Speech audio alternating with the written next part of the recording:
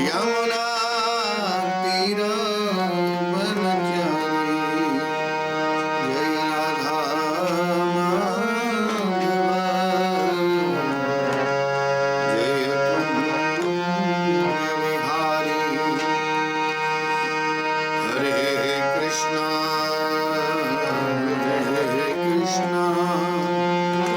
कृष्णा कृष्णा हरे हरे, हरे राम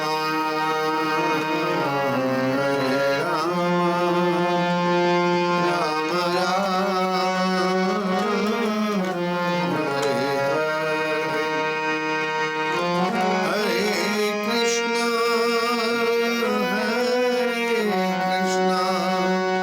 कृष्णा कृष्णा हरे हरे, हरे राम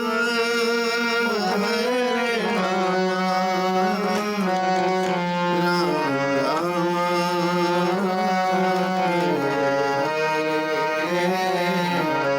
हरे कृष्णा कृष्णा कृष्णा हरे हरे, जय राधा माधव, जय राधा माधव, जय राधा माधव, जय राधा, जय राधा गिरधारी, राधा गिरधारी, जय राधे राधे, जय राधे श्री जगद्गुरु शिल प्रभुपाद की जय। निताई गौर प्रेमानंदे, निताई गौर प्रेमानंदे, राधा मेरी स्वामिनी, मेरा रे तेरो दास, जन्म जन्म मोहे दीदियो, श्री वृंदावन वनवास। हे राधे हे राधे हे राधे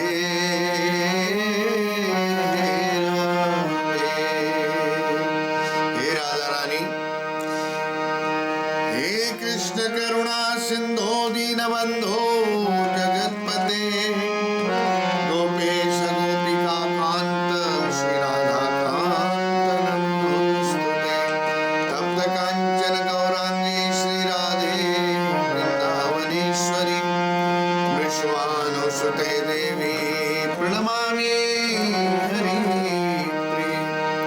वाञ्छा कल्पतरुभ्यश्च कृपा सिन्धुभ्य एव च, पतितानां पावनेभ्यो वैष्णवेभ्यो नमो नमः।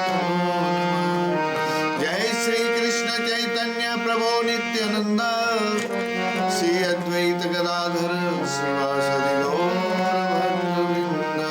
हरे कृष्ण कृष्ण कृष्ण हरे हरे, हरे राम राम राम। जगत गुरु शिल प्रभुपाद की जय। हरे कृष्णा। तो आप सभी का फिर स्वागत। तो आज का जो हमारा टॉपिक है, आज के इस व्यवस्था को, आज के इस माहौल को, आज की इस समस्या को देखते हुए, तो जोड़ते हुए, बड़े प्रेम से सुनने वाला आज का जो टॉपिक है, बड़े ध्यान से सुनने वाला है। और अगर हमने आज इसको अच्छी तरह सुन लिया तो हमारे जीवन में परिवर्तन भी हो सकता है, अगर हमने लिया अपने जीवन में तो आज का टॉपिक है हमारा कि यमराज जी से दोस्ती है हमारी। एक व्यक्ति मिले, उन्होंने कहा जी यमराज जी से दोस्ती है हमारी तो दोस्ती हो गई यमराज जी से। तो इस बात को ध्यान में रखते हुए हमने कहा चलो भाई अगर एक व्यक्ति की दोस्ती हो सकती है तो और उनकी भी दोस्ती करा दी जाए, क्योंकि जिस तरीके से वो दोस्ती करके और मस्त घूम रहे हैं तो और भी लोग भी घूम रहे हैं, उनकी दोस्ती नहीं है तो उनसे भी दोस्ती करा दी जाए यमराज जी की। हरे कृष्णा। तो इसी बात पे आज थोड़ी सी चर्चा करेंगे। ओम नमो भगवते वासुदेवाय। ओम नमो भगवते वासुदेवाय। ओम नमो भगवते वासुदेवाय। नारायणं नमस्कृतं नरं चैव नरोत्तमा देवीं सरस्वतीं व्यासं ततो जयमुदीरयेत। ओम कृष्णाय वासुदेवाय हरे परमात्मने प्रणतः क्लेशनाशाय गोविंदाय नमो नमः। हरे कृष्ण कृष्ण कृष्ण हरे हरे, हरे राम राम राम हरे हरे। तो आज के इस टॉपिक में यमराज जी से दोस्ती। तो एक व्यक्ति मिले तो उन्होंने कहा, उनको कहा गया कि आप जो है भजन करते हैं? हाँ करते हैं। क्या क्या भजन करते हैं जी? सुबह उठ के भगवान को और अगरबत्ती और दिए से आरती करते हैं और उनको बस प्रणाम करते हैं और पूजा हो गई, आगे दुकान भी जाते हैं, फिर फैक्ट्री में जाते हैं वगैरह वगैरह वगैरह। तो इतने से काम हो जाएगा कि बस यही हमारे जीवन में हमारे पुरखों से यही चला आ रहा है तो हम यही करते हैं, इससे ज़्यादा कुछ करने की ज़रूरत नहीं पड़ी। हमारे पिताजी भी यही करते थे, अपने दुकान पे बैठ जाते थे, उन्होंने कभी किसी का बुरा नहीं किया। वो भी स्वर्ग को चले गए और हमारा भी यही है कि हम भी भगवान की पूजा करते हुए स्वर्ग को चले जाएंगे। तो मैं कहीं ज़रूरी तो नहीं है कि आप स्वर्ग को चले जाएंगे, स्वर्ग तक ही नहीं है, बहुत कुछ है आगे। कि आगे क्या है? स्वर्ग से आगे तो कुछ है ही नहीं। तो स्वर्ग तक जाने के लिए फिर किसकी पूजा करेंगे? कि हर किसी की भी पूजा कर लो, कोई ऐसी बात नहीं है। कहते हैं देवी की पूजा कर लो, हनुमान जी की पूजा कर लो, हमने तो सभी को बिठाया हुआ है जी। जब जिसकी बारी आ जाए, मंगलवार को हनुमान जी की पूजा और हमारे सोमवार को शिव जी की पूजा, और बराबर जब जो दिन पड़ता है उस दिन उन्हीं की पूजा कर लेते हैं और हो जाता है जी। बस इसी से चल रहा। तो कैसे पता है आपको कि वो स्वर्ग गए होंगे? कि यमराज जी से हमारे अच्छी दोस्ती है, लो हमने तो सभी को बिठाया हुआ है जी, यमराज जी से बड़ी अच्छी दोस्ती है। तो इस बात को लेकर के चर्चा हुई। तो यमराज जी से दोस्ती है और यमराज जी से दोस्ती का बड़ा पक्का उनका था कि यमराज जी बस हमारे हो गए हैं।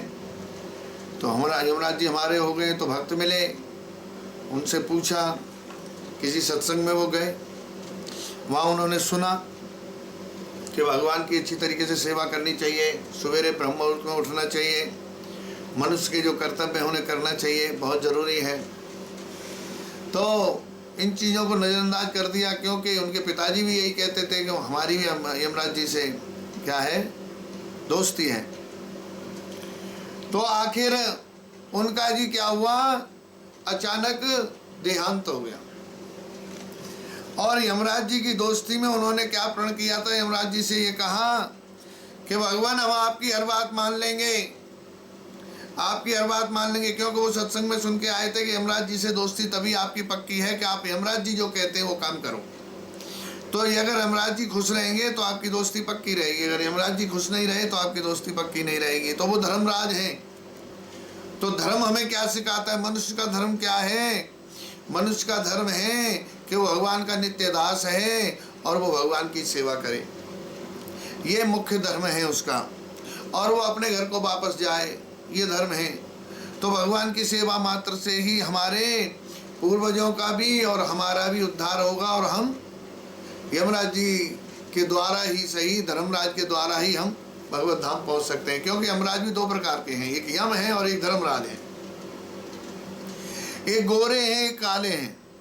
जो गोरे हैं वो शांत हैं, धर्मराज हैं, और जो काले हैं वो हंटर बजाने वाले हैं, वो हंटर बजाने वाले हैं। तो ये जो यमराज जी हैं, ये धर्मराज जी ने मिले तो धर्मराज जी ने इनसे कहा कि भाई तुम जो है दोस्त तुमने बना लिया है हमें, तो तुम्हें ये कार्य करने होंगे, भगवान की सेवा करनी होगी, क्योंकि मैं तो उन्हीं की दिशा में कार्य करता हूँ, वही मेरे स्वामी हैं, वो जैसा हुक्म देते हैं मैं वैसा ही करता हूँ, और तुम्हें भी वही करना होगा। हाँ जी, 16 माला का जाप करना होगा, ब्रह्म मुहूर्त में उठना होगा, 4 नियमों का पालन करना होगा। है जी, 4 नियमों का पालन करना होगा। तो 4 नियम जो भी हैं हमारे सिद्धांत में कि किसी प्रकार का जुआ नहीं खेलना है, किसी प्रकार का व्यभिचार नहीं करना है पर स्त्री पुरुष के द्वारा, किसी प्रकार का मांसाहार नहीं करना है, और किसी प्रकार का नशा नहीं करना है। नशा में चाय कॉफ़ी भी हमें नहीं पीनी है। तो इस तरीके से ये 4 नियमों का पालन करते हुए जो 16 माला का जाप करता है, धर्मराज जी उनसे बड़े खुश होते हैं और वो उसको आगे बढ़ने के लिए भक्ति की राह बताते हैं, भक्ति की राह सुझाते हैं। किसी न किसी व्यक्ति को, किसी न किसी भक्त को, किसी न किसी सत्संग में भेज के उसकी उस मति को शुद्ध करने का प्रयत्न करते हैं। तो इस तरीके से वो व्यक्ति बड़े प्रेम से अपनी भक्ति रूपी बेल को सींचता हुआ, हरि नाम से सींचता हुआ उसकी भक्ति बढ़ती है। और भक्ति से क्या होता है कि उसकी बेल, भक्ति रूपी जो बेल है, वृक्ष है, वो बढ़ता चला जाता है, बढ़ता चला जाता है। काहे से? हरि नाम के द्वारा वो सिंचाई होती है उस भक्ति रूपी वृक्ष की। तो हरि नाम के द्वारा जब उस भक्ति रूपी वृक्ष की सिंचाई होती है तो वो वृक्ष इसको, आकाश को फाड़ता हुआ कहाँ जाता है? स्वर्ग में, स्वर्ग में जाती है उसकी बेल। और वहाँ पर भी वो तब तक रुकती है जब तक कि वो और आगे के लोगों को ना चली जाए। तो वो सींचता रहता है, वो भक्ति रूपी वृक्ष बढ़ता जाता है, बढ़ता जाता है। और कहाँ जाकर के शांत होता है? जहाँ भगवान स्वयं भगवान श्री कृष्ण अपने धाम में विराजमान है। वो भक्ति रूपी वृक्ष वहाँ जाके भगवान श्री के चरणारविंद में मस्तक झुका के आराम पाता है। तो इस तरीके की बातें जब धर्मराज ने कहा कि तुम्हें ऐसा करना होगा जिससे मैं तुम्हारा दोस्त बनूंगा, उन्होंने कहा जी ओके, अब आप हमारे दोस्त हो ही गए हो तो कृपा करके ये सारे काम हम कर लेंगे, बिल्कुल करेंगे हम ये सारे काम। बस आप हमें ये बता देना कि हम कब मरने वाले, बस थोड़ा सा ये बता देना हमें कि आप हमें बता देना हमारे प्राण आप कब लेने आ रहे हो, कब हम मरने वाले हैं। तो बस उसी समय से हम अपना काम करना शुरू कर देंगे जिससे हम भगवत धाम की प्राप्ति कर पाएंगे। आप हमारे इतने अच्छे दोस्त हो, कम से कम इतना तो आप हमारा कर ही दीजिएगा। अब दोस्ती हो गई है हमारी, हमारे पुरखों से आपकी दोस्ती चली आ रही है, तो आप कृपा करके इतनी तो हमारे ऊपर कृपा करेंगे ही कि जब हमारी मृत्यु आने वाली होगी तो आप जो है हमें पहले से बता देंगे, बस तो हमारा वो कार्य शुरू हम कर देंगे। समझो शुरू ही हो गया, आप बिल्कुल चिंता नहीं करो। धर्मराज जी कह के चले गए। अब ये व्यक्ति कुछ दिनों बाद जी क्या हुआ, इनका देहांत हो गया, इनका देहांत हो गया। इनको लेने आए वो काले वाले महाराज यमराज जी के दूत आए। वैसे कहा गया है कि यमराज के रहने का जो स्थान है जहाँ यमराज जी रहते हैं उस महल को, जो महल है यमराज जी का, उसको कालेत्री महल कहते हैं। और उनका जो सिंहासन है जिस पर वो विराजमान रहते हैं उस सिंहासन का नाम है विचारगो, उसको कहते हैं विचारगो, सिंहासन का नाम है। यमलोक यहाँ से करीब 86,000 योजन पृथ्वी से दूर है, लगभग 12 लाख किलोमीटर। अच्छा, और यमलोक के 4 दरवाजे हैं, चार दरवाजे हैं यमलोक के। पूर्वी दरवाजे से जो धर्मात्मा है, धर्म को मानने वाले लोग हैं, धर्मात्मा लोग, वो लोग पूर्वी दरवाजे से प्रवेश करते हैं, उनको पूर्वी दरवाजे से ले जाया जाता है। और दक्षिणी दरवाजे से पापियों को ले जाया जाता है, पापियों को, और फिर वहाँ यातनाएं दी जाती हैं। दक्षिणी दरवाजे से उन लोगों को ले जाया जाता है। और हमारे आचार्य जैसे आचार्य हैं, साधु हैं, संत हैं जी, जो शुद्ध भक्ति को प्राप्त हैं, उनको उत्तर दरवाजे से ले जाया जाता है। और जो दान पुण्य करने वाले हैं, दानी लोग हैं, दान पुण्य करने वाले हैं, जो ऐसे लोग हैं जो दान पुण्य पे ज़्यादा विश्वास रखते हैं, जो अपना बैलेंस बना रहे हैं जी, बैंक बैलेंस, पुण्यों का बैंक बैलेंस जो बना रहे हैं, उनको पश्चिम दरवाजे से उन मनुष्यों को ले जाया जाता है।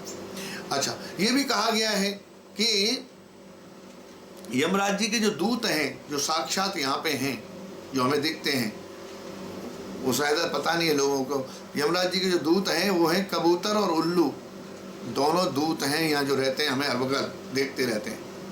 और जो यम है, एक है यमराज, एक है यम, और यम के जो दूत हैं उनका कौए को देते हैं ना, पितरों के उसमें करते हैं तो कौए को खिलाते हैं, तो वो यम के दूत हैं वो कौए का जो रूप है वो यम का दूत है। तो इस तरीके का वहाँ का जो वातावरण है यमराज जी का महल का है जी। तो जब वहाँ पहुँचे तो इन्हें महाराज कहाँ ले जाया जा रहा है? उत्तरी दरवाजे से न ले जाके दक्षिणी दरवाजे से होते हुए ना, नहीं, उत्तरी दरवाजे से, पूर्वी दरवाजे से, उत्तरी दरवाजे से होते हुए जैसे ही उत्तरी दरवाजे पे पहुंचे तो देखा, हाँ यहाँ तो ठीक है, यहाँ तो साधु संत जा रहे हैं, हम भी यहीं जाएंगे, वहाँ पे भी नहीं ले जाया गया। पूर्वी दरवाजे पे से लेके गए और वहाँ पे भी नहीं ले जाया गया। ये बंदा सोच रहा क्यों नहीं मैं अंदर जा रहा हूँ, है जी। फिर उसके बाद पश्चिमी दरवाजे से जहाँ पे दान पुण्य करने वाले लोग जाते हैं उसमें भी उसको नहीं ले जाया गया, उसमें भी नहीं ले जाया गया। और सीधा कहाँ ले जाया गया? दक्षिणी दरवाजे से, जहाँ पापियों को ले जाया जाता। भैया ये तो बड़ा परेशान हो गया व्यक्ति। उसने जाकर के देखा, ओ बैठे हुए थे, उन्होंने कहा जी आपने बड़ी अच्छी हमारे से दोस्ती निभाई महाराज, आपने तो हमें बताया ही नहीं, आपने तो हमें बिल्कुल ही नहीं बताया, आपकी कैसी दोस्ती रही साहब हमारे से, हमने तो आप पे बड़ा भरोसा किया। कितना भरोसा हमने आपसे किया, आपका किया कि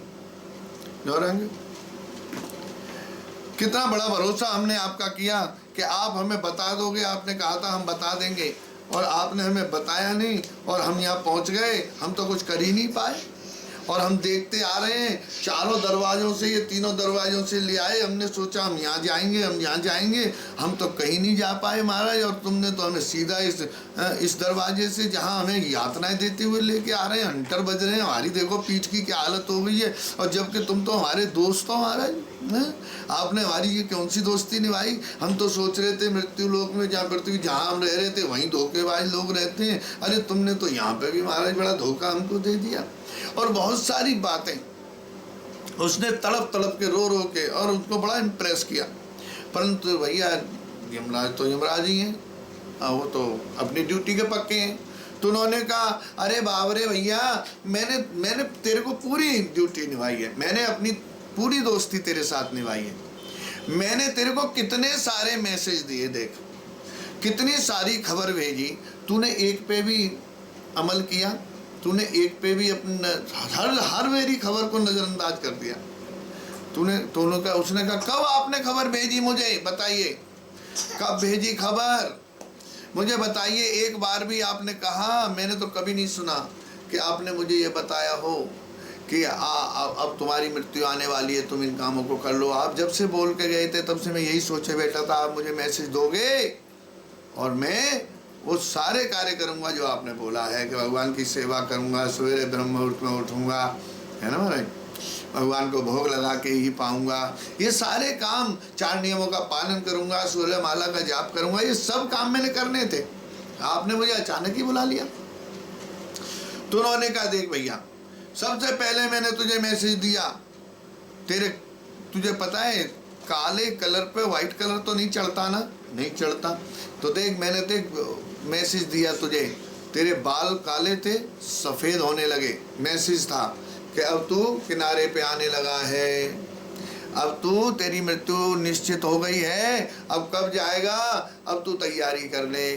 तूने क्या किया? उसको काला कर लिया, डाई लगा दी, डाई लगा दी, और डाई लगाने के बावजूद भी तूने उसे नज़रअंदाज कर दिया, यानी चल डाई भी लगा ले तो भजन तो शुरू कर दे, भजन शुरू कर दे, परंतु तूने नहीं किया। फिर मैंने क्या किया? फिर मैंने किया तेरी आंखों की रोशनी कम कर दी कि अब इस संसार में जो ये भटक रहा है, इधर उधर की रंग बिरंगी चीज़ें देख रहा है, इसमें इनका मन भटका हुआ है, ये नहीं समझ पाएगा, इसकी रोशनी कम कर दो जिससे कि इसका मन तुरंत हरि भक्ति में लग जाए, जिससे कि इसकी मुक्ति हो, क्योंकि मैं इसका दोस्त हूँ, मैंने अपनी दोस्ती पूरी निभाई, मैंने तेरी आंखों की रोशनी कम करी, मैसेज दिया, तूने फट से जाकर के महाराज बढ़िया सी दुकान पर जाके चश्मा बनवा लिया और फिर तू तैयार हो गया, परंतु तूने नज़रअंदाज कर दिया, मैंने अपनी दोस्ती निभाई, तूने नहीं माना। फिर उसके बाद फिर मैंने मैसेज दिया, कुछ दिन बाद तुझे मैंने मैसेज दिया, तेरे दांत उखाड़ दिए मैंने, कहीं इसको बड़े चटपटा और बड़ा स्वादिष्ट और बड़ा आनंद, जहाँ मर्जी जाता है वहीं कुछ न कुछ खाता है, न भोग लगाता है, इसने कोई भी नियम नहीं माना, कुछ भी नहीं किया इसने। चलो इसको फिर याद दिला देता हूँ, इसके दांत उखाड़ देता हूँ, दांत तोड़ देता हूँ इसके। मैंने तेरे दांत तोड़े, तूने 32 ठुकवा लिया महाराज, नया 32 तूने ठुकवा लिया। अब तू फिर जवान हो गया अपने आप को, तूने सोचा वाह वाह वाह वाह वाह ये तो बढ़िया हो गया, तूने फिर नहीं माना। फिर मैंने तेरे को फिर मैसेज दिया, मैंने तेरे घुटने तोड़ दिए महाराज, तेरे से उठा बिठा ना जाए, तू बैठे बैठे कम से कम हरि नाम करे, जिससे कि मैं अपनी दोस्ती पूरी निभा पाऊं, परंतु तूने तब भी नहीं माना, बिल्कुल ही नहीं माना। तू डंडा लेके चलने लगा, फिर तूने ऑपरेशन करा दिया, बता, ऑपरेशन करा के लोहे की रोडें डलवा के तू फिर तैयार हो गया, घोड़ा बन गया। बता मेरी गलती बता, तू कहाँ है, मैंने कौन सी जगह तेरे से दोस्ती नहीं निभाई, तू बता तो दे मुझे। फिर उसके बावजूद भी देख, सबसे बड़ी बात मैंने कहा अब ये बिल्कुल मानेगा ही नहीं, तो लेके महाराज तूफान भेजे, आंधी भेजी है, और कोरोना भेज दिया महाराज, कोरोना वायरस भेज दिया कि अब इसे 2-4 महीने घर में बिठाई दो, जिससे कि ये कम से कम अब तो इसकी समझ में आ जाए, अब तो ये याद कर ले कि अब तो घर में से निकलने ही नहीं दे रहा हूँ। तब भी तूने बेकार के लोगों से बातें करता रहा, और पहले तब भी तू 8 घंटे 10 घंटे सोता था, अब तो तू 5 ही घंटे सोने लगा और 3 घंटे बेकार की बातों में लगाने लगा। घर में ताश खेलना, घर के बच्चों को उल्टी सीधी हरकतें बताना है, उनको प्लानिंग समझाना, लोगों को कैसे लूटना है, कैसे धंधे करने हैं, इस समय हमें किस तरीके से अपनी चालबाजी करनी है, तू इस चक्कर में ही लगा रहा। तू बच्चों को उन बातों को समझाता रहा जो बातें तूने अपनी जिंदगी में की हैं, और परंतु इस बात पे तूने ध्यान नहीं दिया मेरे दोस्त कि ये जो तुझे समय दिया ये हरि भक्ति का दिया, तूने इस समय भी नहीं कुछ किया। अब बता मेरी गलती कहाँ है। काश तू नियमों को मान लेता, काश तू नियमों को मान लेता तो तुझे भी मैं कहाँ भेजता, उस उत्तर दरवाजे से भेजता, जहाँ पर साधु और संत आनंद ले रहे होते हैं, और वहाँ से फिर अपनी भक्ति करके और गौलोक धाम के लिए प्रस्थान करते हैं। मैं वहाँ तुझे भेजता, उस दरवाजे से सीधा तू जाता, परंतु तूने ऐसा नहीं किया। बता मैंने कहाँ पर गलती करी। काश तू बात को मान लेता। अब भी मैं कहता हूँ, अब भी मान जा कि मरने के बाद 16 दिन तक जीवात्मा भटकती ही रहती है। अब भी समझाने की कोशिश कर रहा हूँ कि किसी तरीके से तू ये इस तरीके का वातावरण जो आज बना है तेरे परिवार का, वो कैसे सुधरेगा ये मुझे नहीं पता। अब तू भटक के देख अपने उस परिवार को जो तेरे लिए रो रहे हैं तेरे लिए, तड़प रहे हैं तेरे लिए।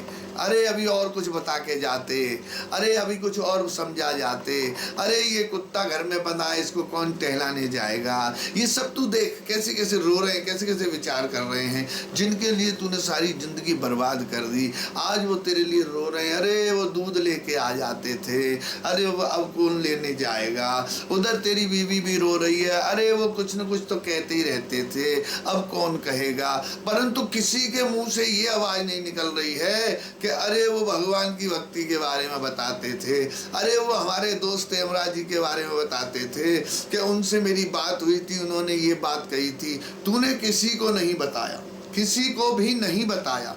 आज वो लोग आज भी वो तेरे को इसी चीज़ के लिए याद कर रहे हैं। अरे अब थोड़े से बूढ़े होते जा रहे थे, घर के बाहर चारपाई डाल देते हम उनकी, वहीं पे कुत्ते बिल्ली बंदर ना आते लठ लेके बैठा देते, इतना बढ़िया आदमी अपना आदमी मिल जाता। बस इसके लिए तुझे पाला हुआ था।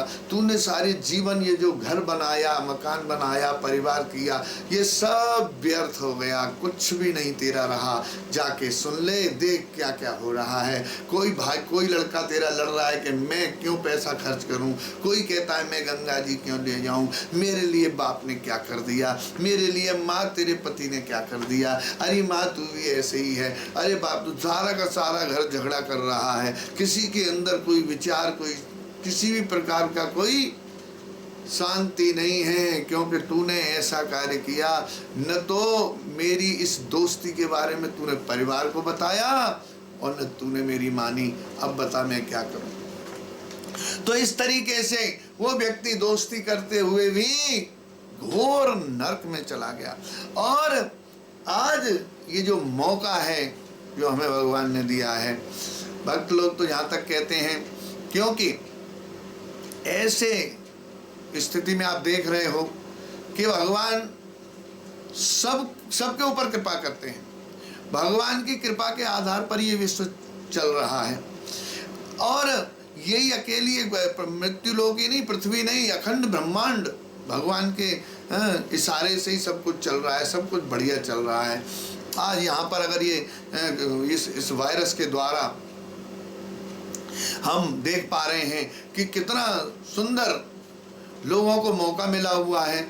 गंगा मैया साफ हो गई, यमुना मैया साफ हो गई, उनको मौका मिला है। जहाँ तहाँ फूल खिले हैं, जहाँ तहाँ पशु पक्षी चहक रहे हैं, कितना बढ़िया वातावरण। हम तो चाहते हैं कि हर साल महाराज एक आधा महीना ऐसा हो जाए जिससे कि ये गवर्नमेंट भी परेशान ना हो कि हमारे करोड़ों हजारों करोड़ों लाख रुपया खर्च हो गया जी गंगा साफ करने में, यमुना साफ करने में, और उन लोगों को लिए भी मौका नहीं रहेगा यमराज जी को ये कहने के लिए कि हमें समय नहीं मिला। पूरा समय यमराज जी ने दिया, यमराज जी दे रहे हैं, महाराज धर्मराज पूरा समय दे रहे हैं। और यमराज जी भी भगवान की अध्यक्षता के अंदर ही काम कर रहे हैं। भगवान जो उन्हें आदेश देते हैं वही करते हैं। तो वो यही समझा रहे हैं। धर्मराज का मतलब है कि वो हमारे धर्म को समझाने के लिए, एक मनुष्य का धर्म क्या है। मनुष्य का धर्म है भगवान की सेवा करना, तो वो हम नहीं कर रहे हैं। जो नहीं कर रहे हैं उनकी यही दशा होनी है। आज हमें फिर एक मौका मिल रहा है अपने इस जीवन को मजबूत बनाने का। क्या मौका मिल रहा है?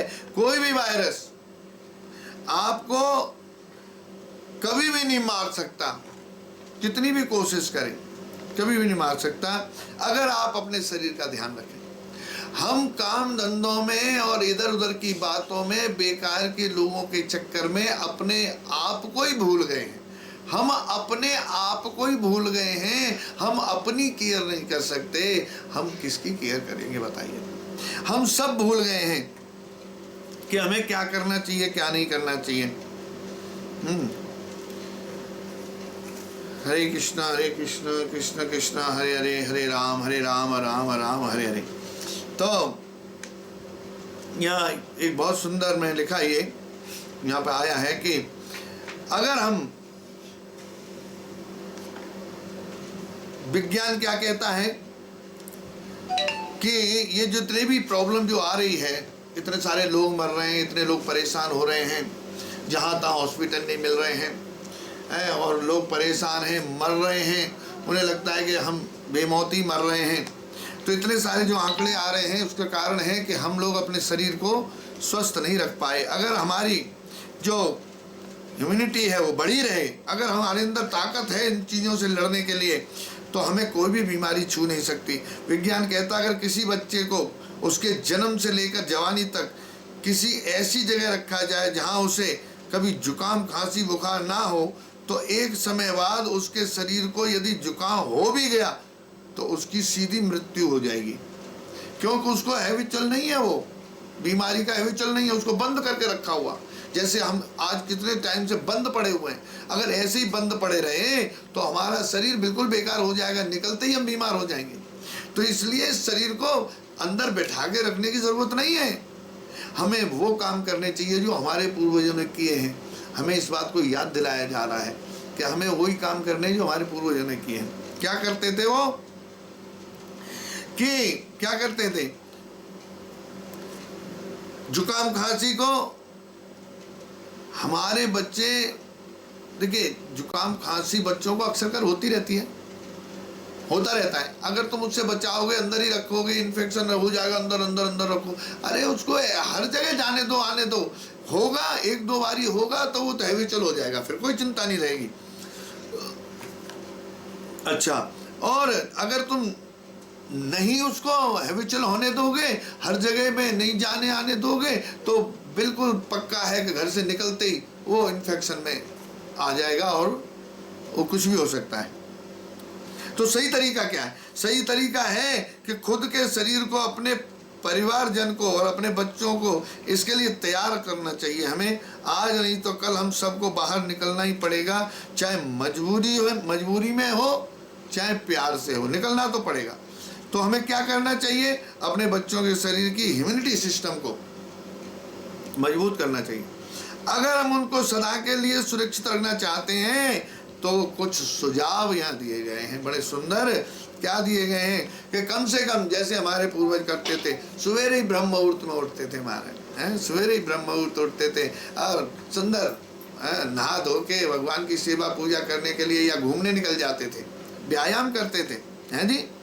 तो कम से कम 1 घंटे हमें नियम से, उस चाहे कोई भी उम्र हो, जरूरी नहीं है कि वो बालक ही हो, किसी भी उम्र का कोई भी व्यक्ति सवेरे ब्रह्म मुहूर्त में उसे उठ के घूमने जाना चाहिए। थोड़ी सी वो सुबह की जो हवा है, ब्रह्म मुहूर्त की शुद्ध हवा, एकदम वो जो एनर्जी हमें प्राप्त होगी, पूरे दिन की एनर्जी हमें जो प्राप्त हो जाती है उससे, आप सुबह से शाम तक कुछ भी कर लेना, आपको थकान नहीं होगी। इसका मतलब क्या है? हमारी इम्यूनिटी बढ़ जाएगी, हमारे अंदर वो ताकत आ जाएगी, हमारे अंदर वो बुद्धि में भी ताकत, हर पूरे शरीर हमारा फिट हो जाएगा उस हवा से। और आज हम वही तो नहीं कर रहे हैं, वो चीज हम कर ही नहीं। हम 8 बजे 9 बजे सूर्य नारायण बेचारे दुखी हो जाते हैं, लाल पड़ जाते हैं गुस्से में, तब हम उठते हैं। बताइए कहा ये जाता है सूर्य उदय हो तो उनको जल चढ़ाओ, है जी, जिससे उनकी जो अग्नि है उसको वो जल चढ़ाने से शांत करें हम, है जी, उनको जल चढ़ाए। हे नाथ, ज़्यादा गर्म मत होना, आजकल गर्मियों का टाइम है, आप पास में हो, ज़्यादा गर्म मत होना, ये जल चढ़ाओ, रोज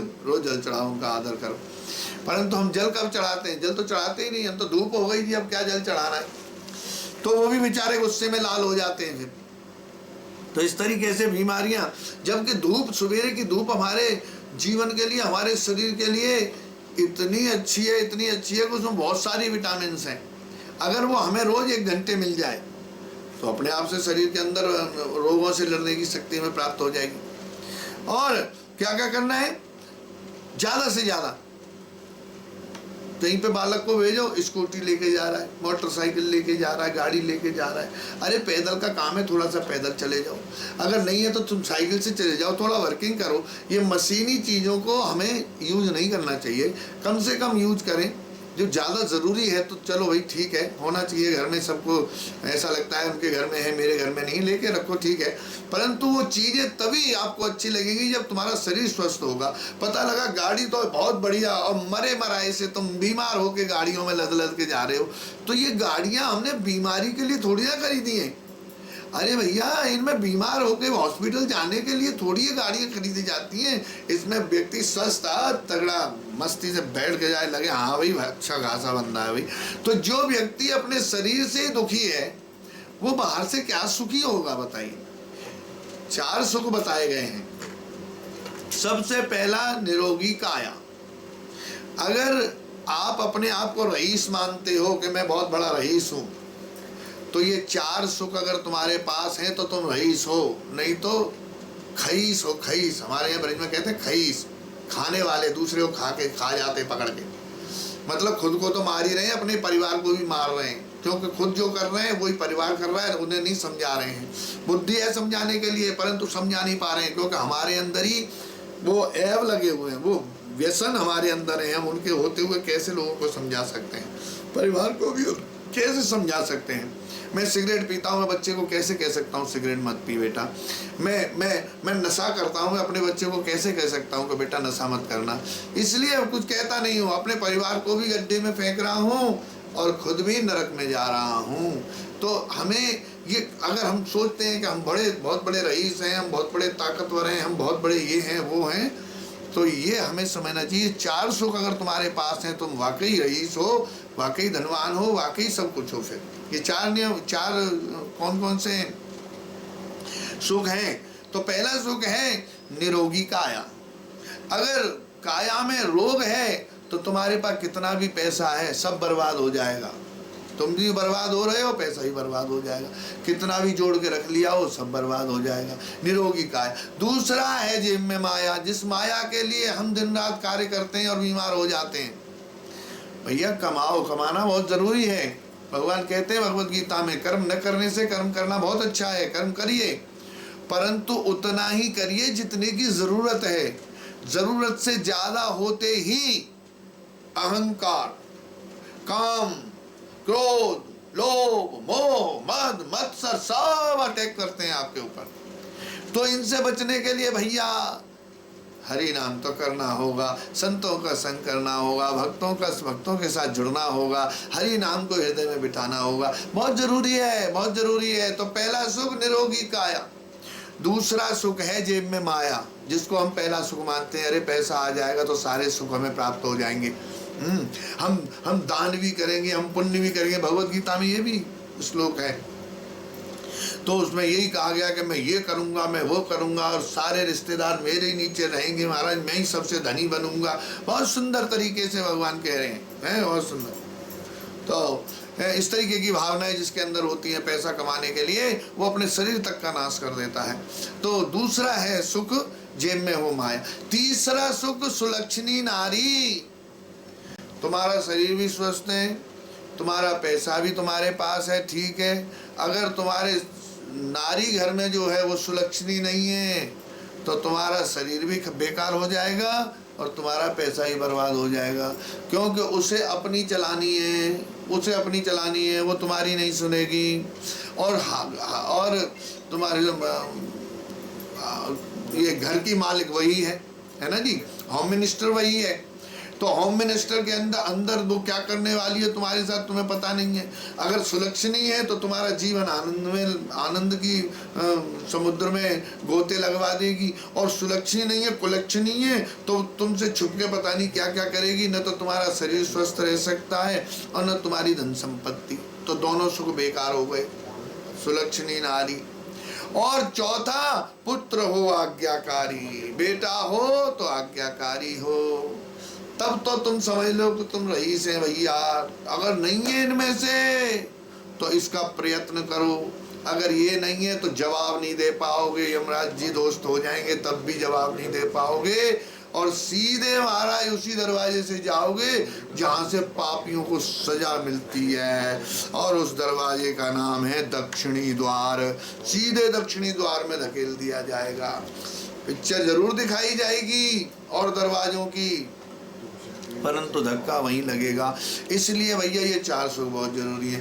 तो इनको पाके तुम रईस बन सकते हो। तो कहने का मतलब है कि अगर हम अपने शरीर को स्वस्थ रखते हैं तो उसके लिए हमें ये सब करना पड़ेगा।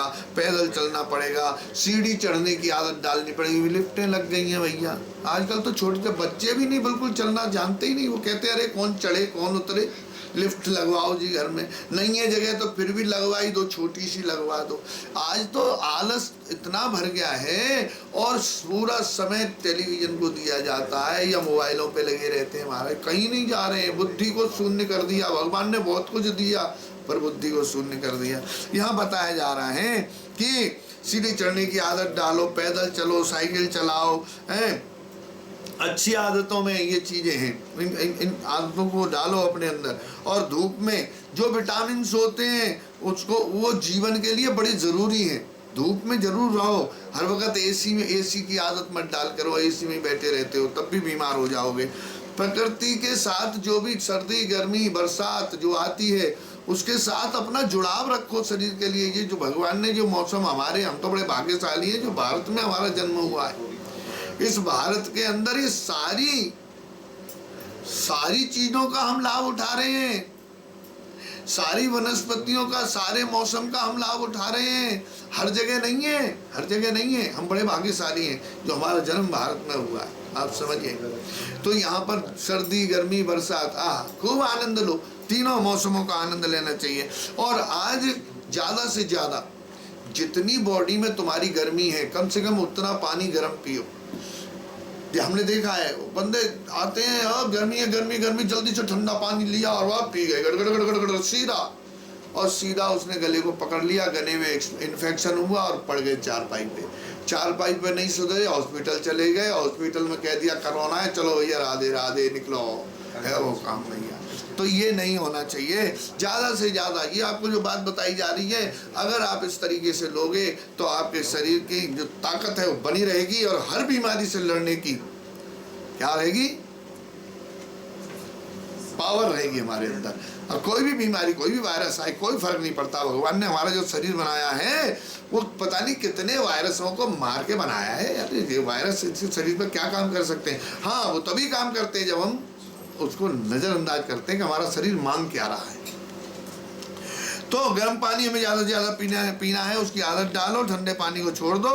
और जो अब देखिए वो चीज़ें जो हम हमेशा प्रयोग में लाते थे रसोई में, आंवला है, अदरक है, नींबू है, ये चीज़ें हमने बिल्कुल रसोई से निकाल दी हैं। हमने देखा है बच्चों के तरह अदरक मत डाल देना, अरे नहीं वो नहीं वो नहीं, हम सीधा वहाँ जाएंगे जंक फूड है जी, वो क्या कहते हैं, पास्ता और मोमोज और क्या क्या चाउमीन, लंबी लंबी ऐसे हैं, ये सब इन चीज़ों में बड़ा मन है। और वो मैदा की बनी हुई, वो सीधी जाके हाथों पे चिपक जाती है। मैदा इतनी जल्दी पकती नहीं है, मैदा बड़ी बारीक होती है, वो पकती नहीं है, वो गल जाती है, गल के वो अंदर चिपक जाती है हाथों में। बच्चे की भूख मारी जाती है, शरीर का नाश हो जाता है, और वो फिर अंदर वो फूलती है, गैस से बहुत शरीर मोटा हो जाता है, पता नहीं कितने प्रकार की बीमारी बना देती है। परंतु वही आनंद आ रहा है, उसी में लगे पड़े हैं। बर्गर है, वो फूल का कुप्पा बर्गर, और पता नहीं बहुत सारी चीज़ें भगवान जाने। तो ये जो चीज़ें हैं जंक फूड, अरे उसका नाम ही जंक फूड लिखा हुआ है। जंग, जिसमें जंग लगा हुआ है वो तो पहले से ही ख़त्म है। जंक फूड को खाओगे तो शरीर में जंग लग जाएगी, सीधी सी बात है। और हम जानबूझ के पैसा खर्च करके जंग लगा रहे हैं शरीर को, तो क्या होगा, रोओगे भैया, रोओगे। तो इन चीज़ों की आदत डालो। किस किस की? आंवला खाओ, अदरक खाओ, नींबू खाओ, गिलोय, अमर बेल, हमारा जहाँ मर्जी पैदा है जाए, गिलोय, गिलोय बड़ी जबरदस्त चीज़ है। अगर व्यक्ति गिलोय का रोज पानी पीवे तो पता नहीं कितनी बीमारियों का नाश कर देती है। खाना खाने के समय हमें फल, सलाद ये लेने चाहिए, बहुत ज़रूरी है। अंकुरित, पहले अंकुरित वो लेते थे, दाल, मूंग की दाल है, अंकुरित हो गया, चना अंकुरित लेते थे सवेरे ब्रेकफास्ट में। ये चीज़ें हमें लेनी चाहिए जिससे शरीर के अंदर इम्यूनिटी बढ़ती है। बीमारियां बहुत दूर रहीं, कोसों दूर, कोई उम्र का असर नहीं होने वाला है, ये बिल्कुल गारंटी है, ये बिल्कुल गारंटी है। जब हम आलस करते हैं तभी ऐसा होता है। अरे 2 ब्रेड पे थोड़ा सा घी चुपट दो, बस जा, बालक को धर दिया टिफिन में, बादशाह भी चला गया, उनको भी ब्रेड लगा दिए, सो गए। बिना नहाए धोए रसोई में गए, 2 ब्रेड सेक दी, सो गए। उसमें मक्खन लगा दिया और ले भैया, और सत्यानाश, वो वहाँ पानी पी नहीं पाता है, वो फूल जाती है, अंदर चिपक जाती है, बीमार। हॉस्पिटल जो कमाया सब हॉस्पिटल आज देखो वो हो गए 7 स्टार होटल की तरह। हाँ, और बड़ी मस्त जिंदगी ले रहे हैं लोग। हाँ, और लोग भी ज़्यादातर डॉक्टर बनाना चाहते हैं सबको, उन्हें मालूम है कि बीमार तो होना ही है सबने। तो उसके लिए भैया चाहे तुम यमराज जी से दोस्ती करो, कुछ भी करो, अगर अपने शरीर की तरफ ध्यान नहीं दोगे तो हालत बड़ी खराब होने वाली है। आज नहीं कल आप सबको घर से बाहर निकलना ही पड़ेगा भैया, और अपने शरीर को प्रकृति के हिसाब से खुद के इम्यूनिटी सिस्टम को मजबूत करो। खुद को शरीर व मानसिक रूप से मजबूत करना होगा, नहीं तो भैया ऐसे वायरस रोज आएंगे और रोज तुम्हारी ऐसी हालत कर देंगे कि तुम आज नहीं तो कल तुम्हें लगेगा कि गए गए गए। इसलिए जंक फूड को भूल जाओ और इन चीज़ों को जो प्रकृति से हमें मिलती है। देखो, जो चीज़ बाजार में सस्ती हो, मौसम के जो फल हैं, मौसम की सब्जी है, वो हमें ज़्यादा से ज़्यादा खानी चाहिए। और उसका पता कैसे लगेगा मौसम की है? जो चीज़ सबसे ज़्यादा सस्ती मिल रही है वही मौसम की है। आजकल घी है, घिया का जूस लो, है जी। टमाटर इतना सस्ता आ रहा है, खरबूजा तरबूजा, खूब ये मौसम की चीज़ें हैं, इनको हमें खाना चाहिए और जीवन में आनंद उठाना चाहिए। हरे कृष्णा। तो हाँ, तो चाहे हमारी दोस्ती यमराज जी से क्यों ना हो जाए भैया, कुछ नहीं हो सकता। हमें अपने आप को समझना होगा। अपने आप को समझ के हमें अपने आप को, कम से कम अपने बारे में तो सोच लो कि मैं इस जीवन में क्यों आया, मेरा कर्तव्य क्या है, मुझे करना क्या चाहिए। वो हमें करना बहुत ज़रूरी है।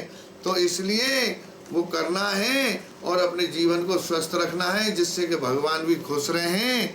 और भगवान खुश रहेंगे तो समझ लीजिए आपको परम धाम की प्राप्ति संभव है। नहीं तो भैया, जय जय श्री राधे, आज करोना है, कल बरोना है, परसों सरोना है, कोई न कोई बीमारी होना ही होना है। तो इसके लिए सवेरे उठो, भगवान का नाम करो, हरि नाम करो, सेवा करो और आनंद उठाओ। हरे कृष्णा कृष्ण कृष्ण हरे हरे, हरे राम राम राम हरे हरे।